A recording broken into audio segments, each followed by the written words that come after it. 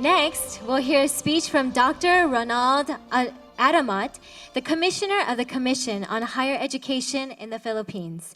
The Commission on Higher Education is an organization under Philippine government that manages and oversees universities all around the Philippines. And after signing of the MOU with HWPL, it is implementing peace education in all of them. Dr. Adamat will give a speech regarding the role of government in building the future of peace. Let's give him a loud round of applause.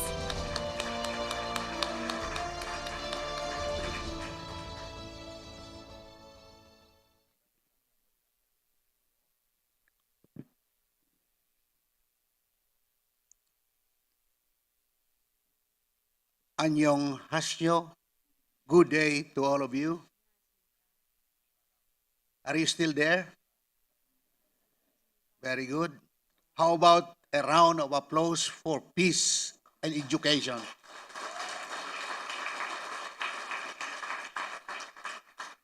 Thank you very much. Let me start with two quotes I developed about peace, and please take note of this.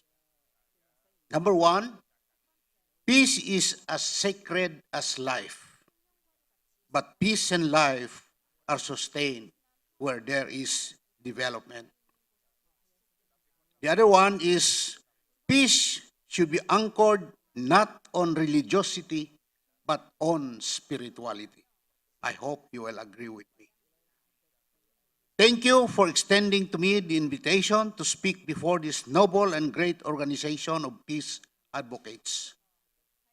Of course, to our HWPL Chairman Manhil Lee, let's give him a round of applause.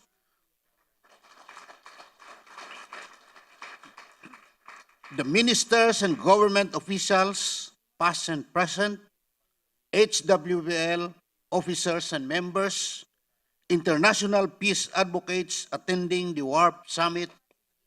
Again, my greetings of peace and solidarity in behalf of the Philippine Commission on Higher Education. I am Dr. Ronald Adamat, a commissioner of the Philippine Commission on Higher Education.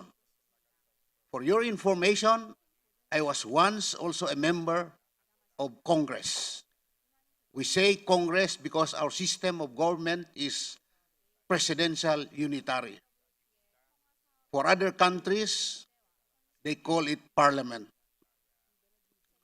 I am 50% politician, 50% educator, but 100% peace advocate.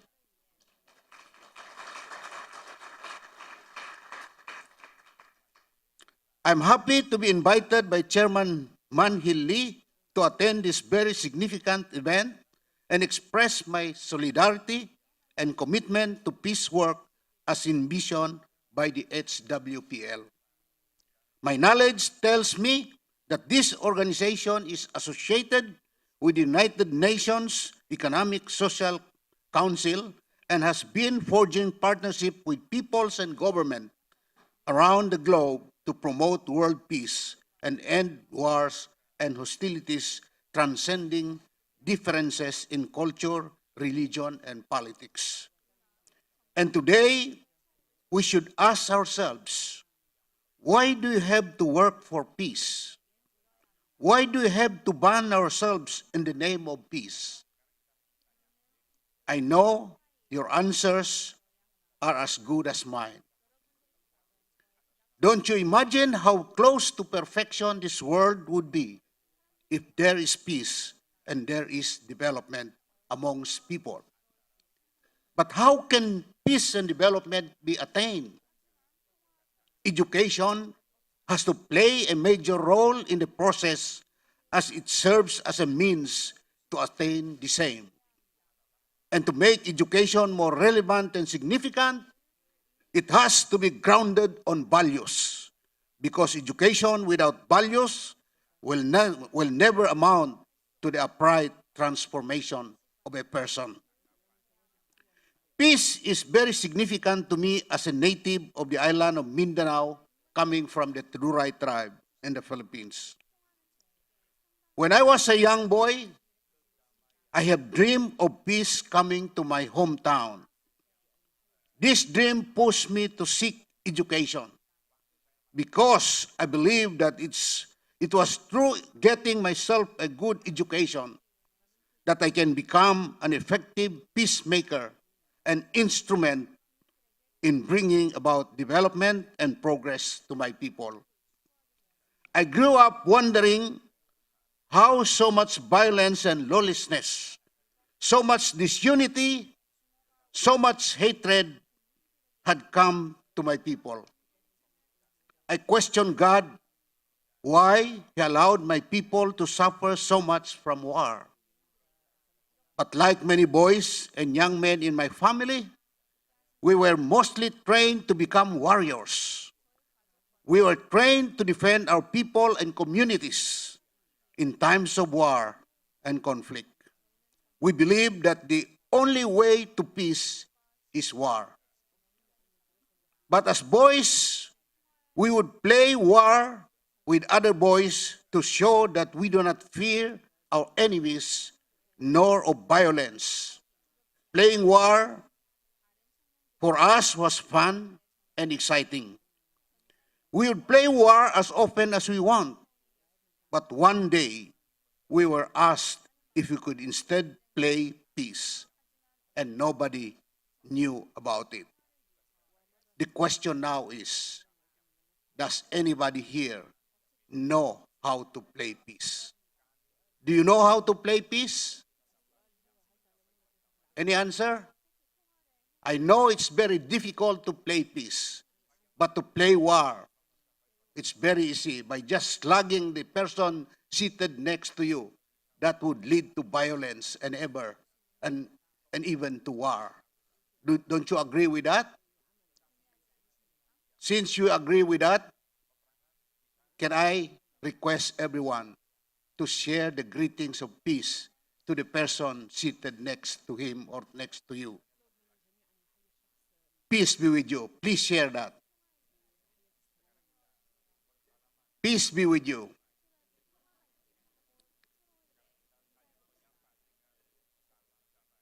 And if he is a man, you tell that person, you're so handsome today. And if he's a woman, you're so beautiful today.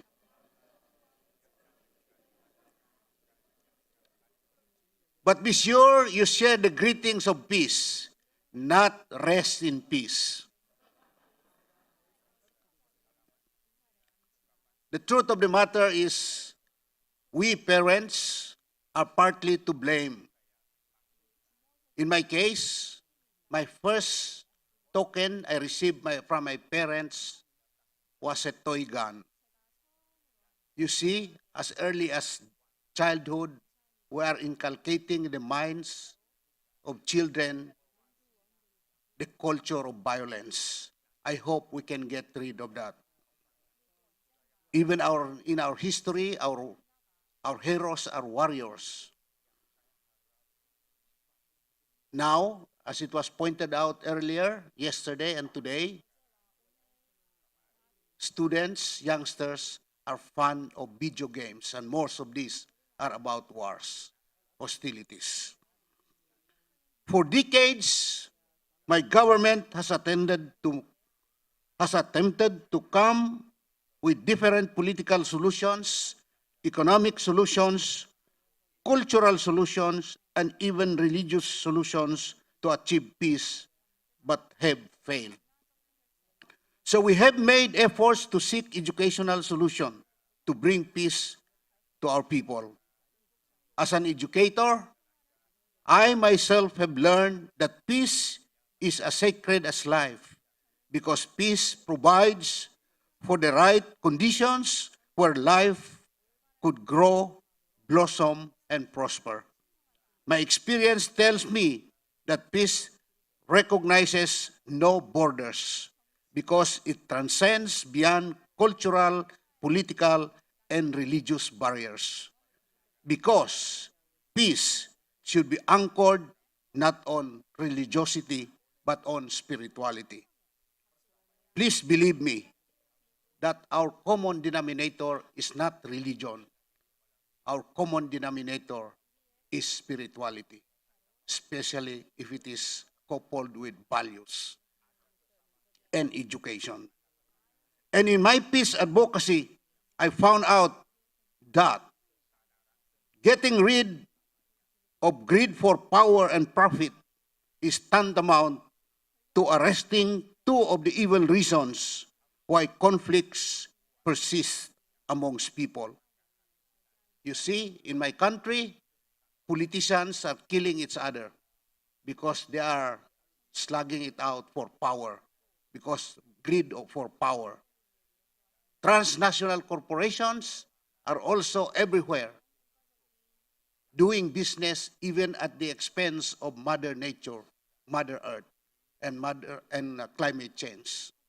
So we have to get rid of the greed for power and profit. And how can we do that? It can only be done through proper education. Hence, I have always been contemplating on this idea of doing peace, of spreading the spirit and culture of peace, whatever I am, wherever, however, whichever. For decades, I have stood my ground for peace and fought for the recognition of the rights of the indigenous peoples in my country. I have fought for wider accessibility of quality tertiary education to all marginalized sectors, including the indigenous peoples, believing that education would transform our youth in becoming instrument for peace. I have pursued my peace advocacy and dedicated my life to peace initiatives. I have committed all of my energy for peace. And based on my own judgment, there are at least 4 essential types of peace. Namely, there is what I call positive peace. This refers to doing affirmative action programs for people's empowerment and development. To sustain such, one has to be at peace with his God. For it is only when one is at peace with his God where personal peace is attained, an indispensable ingredient that will necessitate effective promotion of the culture of peace. Number 2, preventive peace. This is peace that prevents, blocks, or restrains violence and unpeace from happening even as early as its symptomatic stage. Number 3, negative peace. This peace means the absence not only of violence, war, and everything that destroys life, but also the absence of love, understanding, harmony, and respect for other people's inalienable rights.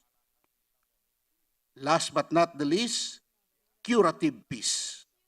This is peace that tries to solve or correct all violence and unpeace as they come. And as I observed, HWPL had been engaged in the first 2 peace I mentioned, positive peace and preventive peace. I was here in Seoul during the 3rd annual commemoration of the September 18 World Alliance of Religions Peace Summit on 17 to 19 September 2017, upon the invitation of Chairman Man-Hil Lee. I must admit that I had goosebumps all over me, especially when I saw tens of thousands of peace advocates solemnly seated together, listening to our dear Chairman Man-Hil Lee spoke on world peace. This experience strengthened my commitment to work for peace in collaboration with HWPL, especially so that I saw in him a person of high spirituality, with purest of heart and intention in his service to peace.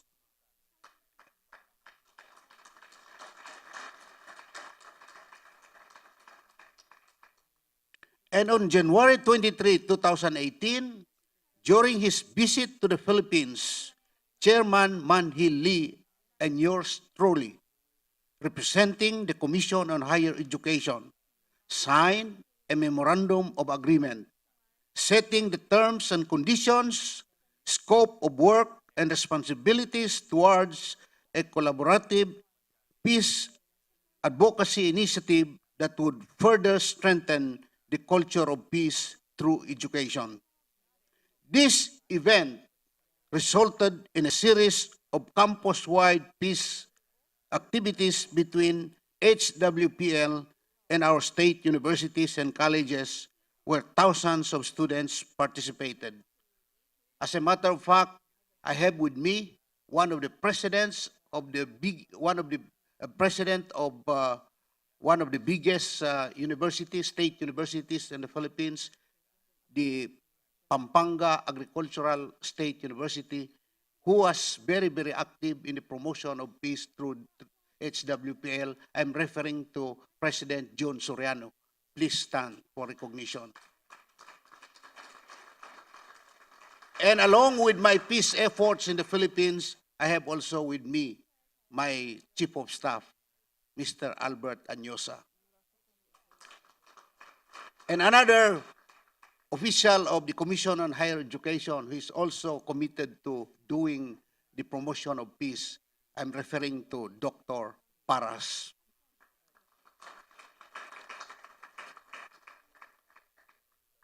Peace forums and peace marches were held. We went to Polytechnic University of the Philippines, Bataan Peninsula State Universities, and others. During the 5th commemoration of the Declaration of World Peace at Pampanga State Agricultural University, of which I was the guest of honor and speaker, I was given a plaque of recognition by HWPL.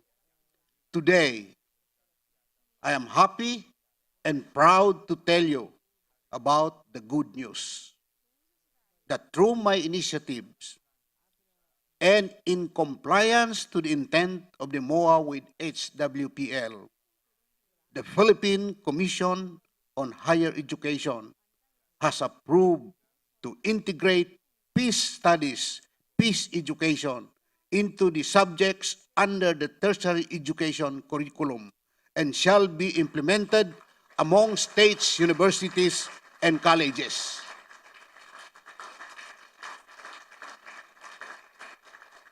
How about a stronger round of applause for that?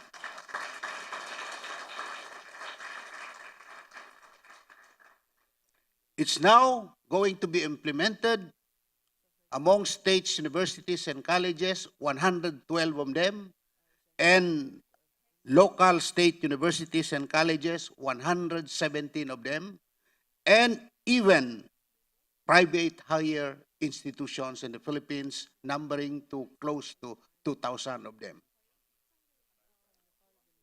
My proposal would ensure that students would learn to uphold the principles of unity in diversity, peaceful coexistence, and embrace the differences amongst people. They will be equipped with knowledge, skills, attitudes, and values in conflict resolution and peace work, and further encourage them to work for the cessations of wars, hostilities, and disunity. These peace studies or peace education would involve other learning environments outside the four walls of the classroom, including the entire community. I believe this would strengthen the foundation of social justice and development in our society. In closing, let me share with you my mantra on education. If I have started with two quotes, my personal quotes on peace, now I will close my speech with my mantra on education. And it runs this way. Education must be grounded on values. Education without values will not amount to the upright transformation of a person. I'll repeat, education must be grounded on values. Education without values will not amount to the upright transformation of a person. I hope you will agree with me. Yes, if values are embedded in all of us, radicalism would have no place. Criminality will not prosper. Corruption will lose its appetite. Wars and hostilities would disappear.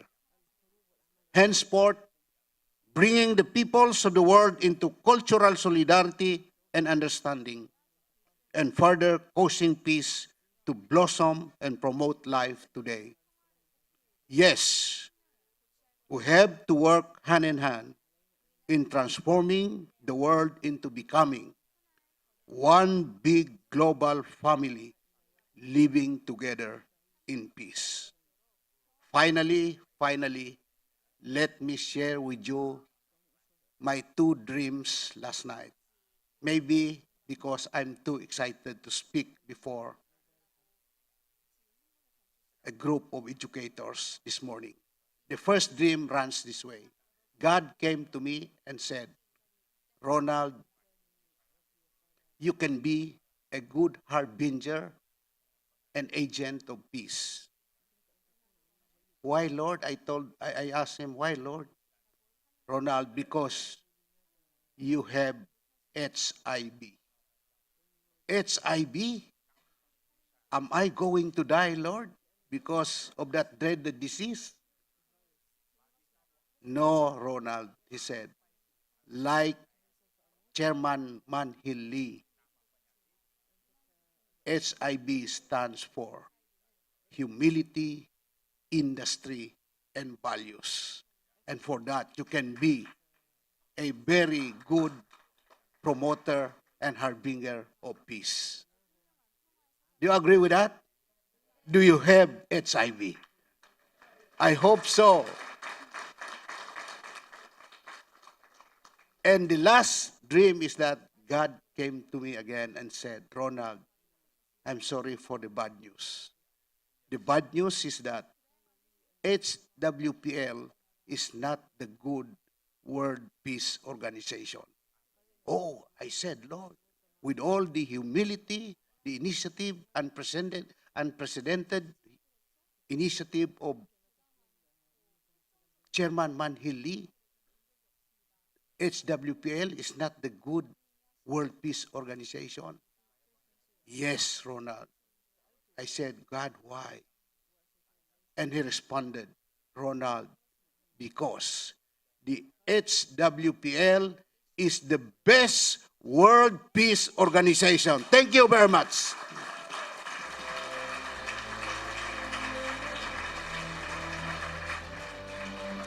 Thank you, Dr. Adamat. Let's give him another round of applause for that inspiring message.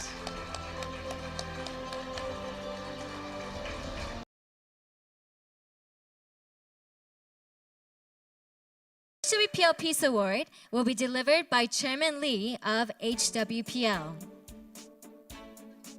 HWPL Peace Award is first offered to Ronald Adamat, the Commissioner of the Commission on Higher Education in Philippines.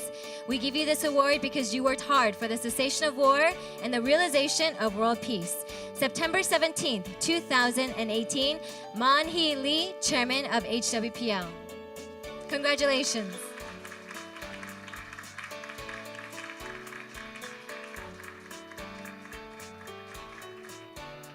Let's give a loud round of applause, everyone.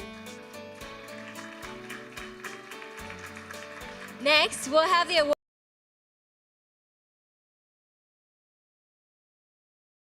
Okay, is from the Philippines. Okay, may we now call on Dr. Ronald Adamat, the Commissioner of the Commission on Higher Education.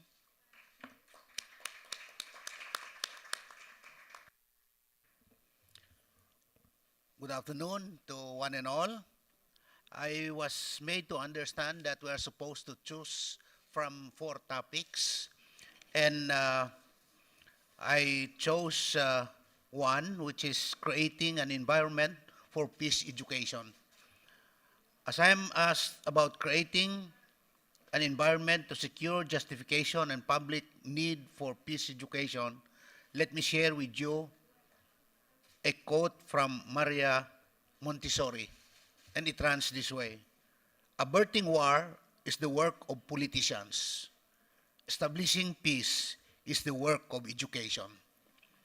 Yes, all around us and all the farthest corners of the world, we see the works and effects of unpeace, hostilities, disharmony, and wars.